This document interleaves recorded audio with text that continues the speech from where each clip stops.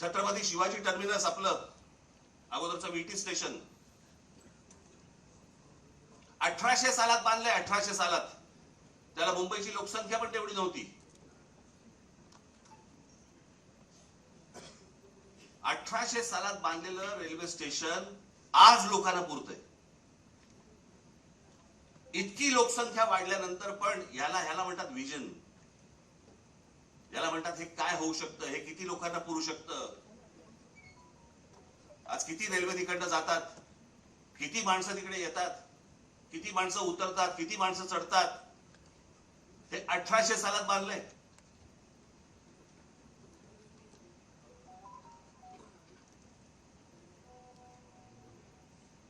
अमेरिकेमधली empire state building, किती उदाहरणं द्यायची हो जगामधली तुम्हाला. एम्पायर स्टेट बिल्डिंग जाऊन बघा, पाहिली असेल तर तुमची ह्याच्यावरती जा, इंटरनेटवरती जा आणि बघा. ती एम्पायर स्टेट बिल्डिंग ती पण तेव्हाच 1933 साली बांधली. किती वर्ष लागली असतील. ती साधारणपणे 110 मजली उंच आहे. 110 मजली म्हणजे आता हा हॉल आहे ना, या हॉलच्या चौपट असेल. चौपट 5 पट असेल उंच. 5 पट 6 पट असेल जास्ती.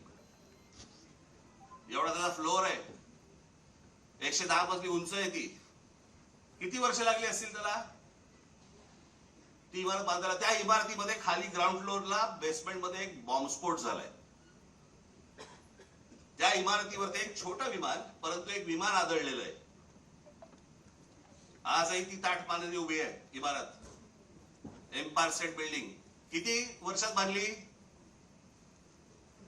14 महिन्यात. 14 महिन्यात बांधलेली इमारत आहे ती. 14 महिन्यात 1800 साली बांधलेल्या इमारतीला आजही काही होत नाही. त्यांनी बांधलेले ब्रिजेस बघा, त्यांनी बांधलेले फ्लायओव्हर्स बघा. आज ब्रिटिशांच्या काळामध्ये जे फ्लायओव्हर्स बांधले गेले, जे ब्रिजेस बांधले गेले, आपल्याला इंग्लंड वरनं आजही पत्र येतात बरं का. म्हणजे काय प्रकारची सिस्टीम असेल विचार करा. पत्र काय येतात, आम्ही असा असा इथे हा ब्रिज बांधला होता. अशा अनेक ब्रिज बद्दल आलेत ना त्यांची पत्र महाराष्ट्र सरकारला, असा इतरही सरकारना आलेत.